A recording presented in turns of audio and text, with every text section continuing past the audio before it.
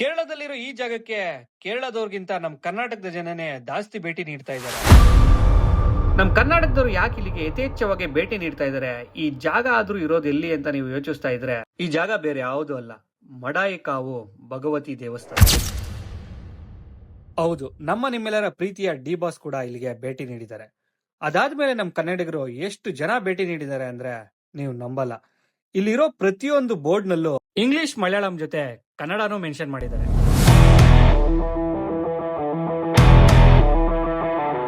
Hi boss, ಎಲ್ರಿಗೂ ನಮಸ್ಕಾರ. ಮತ್ತೊಂದು ವಿಡಿಯೋಗೆ ಸ್ವಾಗತ. ನಾವಿವತ್ತು ಬಂದಿರೋದು ಕೇರಳದ one of the beautiful city ಆದ ಕಣ್ಣೂರ್ಗೆ. ಕಣ್ಣೂರು ಬರೀ ಹಿಸ್ಟಾರಿಕ್ ಪ್ಲೇಸ್ ಮಾತ್ರನೇ ಅಲ್ಲ, ಬ್ಯೂಟಿಫುಲ್ ಬೀಚಸ್ ಮತ್ತೆ ಸುಂದರವಾದ ವಾಟರ್ ಫಾಲ್ಸ್ ಕೂಡ ಹೊಂದಿದೆ. ಈ ವಿಡಿಯೋದಲ್ಲಿ ನಾನು ನಿಮ್ಗೆ ಮೋಸ್ಟ್ ಪವರ್ಫುಲ್ ದೇವಸ್ಥಾನ ಆದ ತಿರುವಾರ್ಕಟ್ಟು ಅಥವಾ ಮಡಾಯಿಕಾವು ದೇವಸ್ಥಾನದ ಬಗ್ಗೆ ತಿಳಿಸ್ಕೊಡ್ತೀನಿ.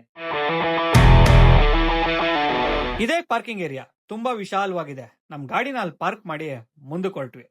ಅಲ್ಲಿ ಕಾಣಿಸ್ತಾ ಇದೆಯಲ್ಲ, ಅದೇ ದೇವಸ್ಥಾನದ ಎಂಟ್ರೆನ್ಸ್. ನಾವು ಹೋಗಿದ್ದು ಮಂಗಳವಾರ. ಏನ್ ವಿಶೇಷ ಅಂತ ಗೊತ್ತಿಲ್ಲ, ತುಂಬಾನೇ ರಶ್ ಇದ್ರು. ಒಳಗಡೆ ಹೋಗ್ತಾ ಇದ್ದಂಗೆ ಆ ವೈಬೇ ಒಂಥರ ಡಿಫ್ರೆಂಟ್. ಏನೋ ಗೊತ್ತಿಲ್ಲ, ನಾನ್ ದೇವಸ್ಥಾನಕ್ಕೆ ಹೋದಾಗ ಪಂಚೆ ಶರ್ಟ್ ಹಾಕೋದನ್ನ ಪ್ರಿಫರ್ ಮಾಡ್ತೀನಿ. ಇಲ್ಲಿಗೆ ಬಂದ್ಮೇಲೆ ಗೊತ್ತಾಗಿದ್ದು, ಪಂಚೆ ಬಿಟ್ರೆ ಪ್ಯಾಂಟ್ಸ್ ಮತ್ತೆ ಜೀನ್ಸ್ ಆರ್ ನಾಟ್ ಅಲೌಡ್ ಅಂತ. ಬಟ್ ವರಿ ಮಾಡೋ ಅವಶ್ಯಕತೆ ಇಲ್ಲ, ಅದಕ್ಕೂ ಅಲ್ಲಿ ವ್ಯವಸ್ಥೆ ಇದೆ. ನೀವು 10 ರೂಪಾಯಿ ಕೊಟ್ಟು ಅಲ್ಲಿ ನಿಮ್ಗೆ ಪಂಚೆನ ಕೊಡ್ತಾರೆ, ಅದನ್ನ ಹಾಕೊಂಡು ನೀವು ದೇವಸ್ಥಾನದ ಒಳಗಡೆ ಹೋಗ್ಬೋದು. ಶರ್ಟ್ ಇಲ್ಲಿ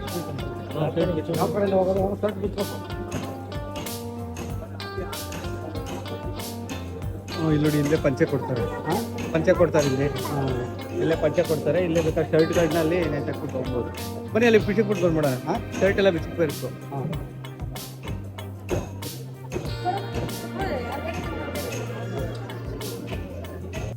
ಪಂಚೆ ಬಿಟ್ರೆ ಬನೀನ್ ಕೂಡ ಹಾಕೋಂಗಿಲ್ಲ. ಅಲ್ಲೇ ಹ್ಯಾಂಗರ್ ಅಲ್ಲಿ ನಮ್ ಶರ್ಟ್ ನ ಸಿಕ್ಸಿ ಟಿಕೆಟ್ ತಗೊಳೋ ಕಡೆ ಹೊರಟ್ವಿ. ಇಲ್ಲಿ ತುಂಬಾನೇ ವಿಶೇಷವಾದ ಪೂಜೆ ಟಿಕೆಟ್ಸ್ ಗಳು ಸಿಗುತ್ತೆ. ಮೇನ್ ಈ ದೇವಸ್ಥಾನದಲ್ಲಿ ಶತ್ರು ಸಂಹಾರ ಪೂಜೆ ನಡೆಯುತ್ತೆ. ಅದಕ್ಕೆ ಎಷ್ಟೋ ದೂರದಿಂದ ಸುಮಾರು ಭಕ್ತಾದಿಗಳು ಬರ್ತಾರೆ. ಟಿಕೆಟ್ ಪ್ರೈಸ್ ಬಂದು 350 ರೂಪೀಸ್. ಇಲ್ಲಿ ಯಾವ ಪೂಜೆ ಇದೆ ಮತ್ತೆ ಅದರ ಡೀಟೇಲ್ಸ್ ನ ಡಿಸ್ಪ್ಲೇ ಮಾಡೋಕೆ ಟ್ರೈ ಮಾಡ್ತೀನಿ. ದೇವ್ರ ದರ್ಶನ ಮಾಡಕ್ಕೆ ಯಾವುದೇ ರೀತಿ ಟಿಕೆಟ್ ಫೀಸ್ ಇಲ್ಲ. ಆದ್ರೆ ಸ್ಪೆಷಲ್ ಪೂಜೆ ಮಾಡಿಸೋರು ಕ್ಯೂ ಅಲ್ಲಿ ನಿಂತು ಟಿಕೆಟ್ ತಗೋಬೇಕಾಗತ್ತೆ. ಇಲ್ಲಿ ಆನ್ಲೈನ್ ಮತ್ತೆ ಕ್ಯಾಶ್ ಎರಡಕ್ಕೂ ಸಪರೇಟ್ ಕ್ಯೂ ಇದೆ. ನಮ್ ಫ್ಯಾಮಿಲಿ ಎಲ್ಲ ಸೇರಿ ಒಂದು ಶತ್ರು ಸಂಹಾರ ಪೂಜೆ ಟಿಕೆಟ್ ತಗೊಂಡು ಅಲ್ಲಿಂದ ಹೊರಟ್ವಿ. ಇನ್ನೊಂದು ವಿಷಯ ಏನಪ್ಪಾ ಅಂದ್ರೆ, ಇಲ್ಲಿ ಫೋಟೋಸ್ ವಿಡಿಯೋ ತೆಗೆಯೋದು ಪ್ರಾಹಿಬಿಟೆಡ್.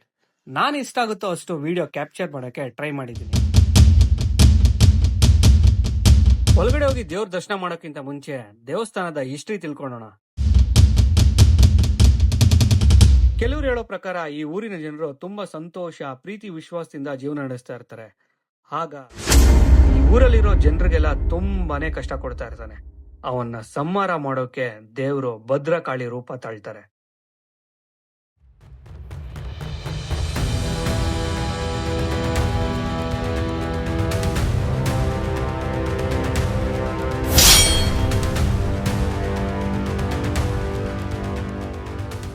ದರಿಕನ ಸಂಹಾರ ಮಾಡಿದ ಭದ್ರಕಾಳಿ ಇದೇ ಜಾಗದಲ್ಲಿ ನೆಲೆಸೋಕೆ ಶಿವನಿಗೆ ತಿಳಿಸ್ತಾರೆ.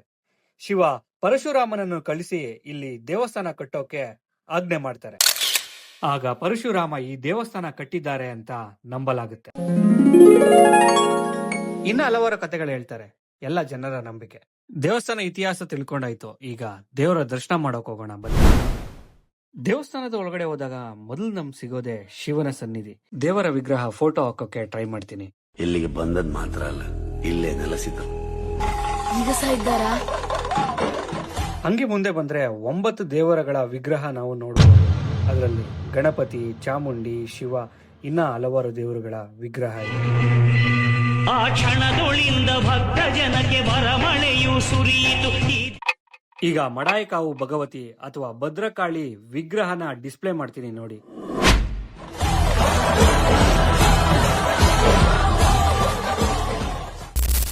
ದರ್ಶನ ತುಂಬಾನೇ ಚೆನ್ನಾಗಾಯ್ತು. ನೀವು ಎಲ್ಲರೂ ದರ್ಶನ ಮಾಡಿದೀರಾ ಅನ್ಕೋತೀನಿ. ಅಲ್ಲಿಂದ ಆಚೆ ಬಂದ ನಾವು ಶರ್ಟ್ಗಳನ್ನ ಹಾಕೊಂಡು ಮುಂದೆ ಹೊರಟಿದೆ ಪ್ರಸಾದದ ಕಡೆಗೆ. ನಾವು ಪ್ರಸಾದ ಅಂದ್ರೆ ಚಿತ್ರಾನ್ನ, ಪುಳಿಯೋಗರೆ, ಮೊಸರನ್ನ ನೋಡಿರ್ತೀವಿ. ಆದ್ರೆ ಈ ದೇವಸ್ಥಾನದ ವಿಶೇಷ ಏನಂದ್ರೆ ಪ್ರಸಾದವಾಗಿ ನಾನ್ ವೆಜ್ ಚಿಕನ್ನ ಕೊಡ್ತಾರೆ. ಅದ್ರ ಜೊತೆಗೆ ಹೆಸರು ಕಾಳು ಮತ್ತೆ ಬೆಲ್ದನ್ನನೂ ಕೊಡ್ತಾರೆ. ಯಾರು ನಾನು ವೆಜಿಟೇರಿಯನ್ ನಾನ್ ವೆಜ್ ತಿನ್ನಲ್ಲ ಅನ್ನೋರು ಈ ಪ್ರಸಾದನ ಸ್ವೀಕರಿಸಬಹುದು. ಇಲ್ಲಿ ಊಟಕ್ಕೂ ವ್ಯವಸ್ಥೆ ಇದೆ. ಇಲ್ಲಿ ಏನ್ ನೋಡ್ತಾ ಇದ್ರೆ ಈ ಲೈನು, ಇದು ಊಟದ ಕಡೆ ಹೋಗುತ್ತೆ. ನಾವು ಬೆಳಿಗ್ಗೆನೆ ನಾಷ್ಟ ಮಾಡಿ ಪ್ರಸಾದ ಕೂಡ ತಗೊಂಡಿರೋದ್ರಿಂದ ಹೊಟ್ಟೆ ತುಂಬಿತ್ತು, ಅದಕ್ಕೆ ನಾವು ಊಟದ ಕಡೆ ಹೋಗಿಲ್ಲ. ನಾವು ಅಲ್ಲೇ ಸ್ವಲ್ಪ ಹೊತ್ತು ಮರದ ಕೆಳಗಡೆ ಕೂತು ಮನೆ ಕಡೆ ಹೊರಟ್ವಿ. ಹೋಪ್ ಈ ವಿಡಿಯೋ ಎಲ್ರಿಗೂ ಇಷ್ಟ ಆಗಿದೆ ಅನ್ಕೋತೀನಿ. ಮತ್ತೊಂದು ವಿಡಿಯೋದಲ್ಲಿ ಬೇಗ ಸಿಗ್ತೀನಿ. ಅಲ್ಲಿವರೆಗೂ ಹಾಯ್ ಬಾಸು ವಿಡಿಯೋಸ್ ನೋಡ್ತಾ ಇರಿ, ಎಂಜಾಯ್ ಮಾಡ್ತಾ ಇರಿ. Experience cannot be explain. ಅನುಭವನ ಅನುಭವಿಸ್ಬೇಕಷ್ಟೇ. ಜ್ಞಾನ ಒಂದು ಮರ ಆದ್ರೆ ವಿಜ್ಞಾನ ಅದ್ರ ಕೊಂಬೆ ಅಂತ ಎಲ್ರೂ ಹೇಳ್ತಾರೆ. ನಮ್ಮ ಪೂರ್ವಜರು ಏನೇ ಮಾಡಿದ್ರು ಕಾರಣ ಇಲ್ಲದೆ ಮಾಡಿಲ್ಲ. ಆದ್ರೆ ಆ ಕಾರಣ ನಮಗ್ ಗೊತ್ತಿಲ್ಲ. That is the problem.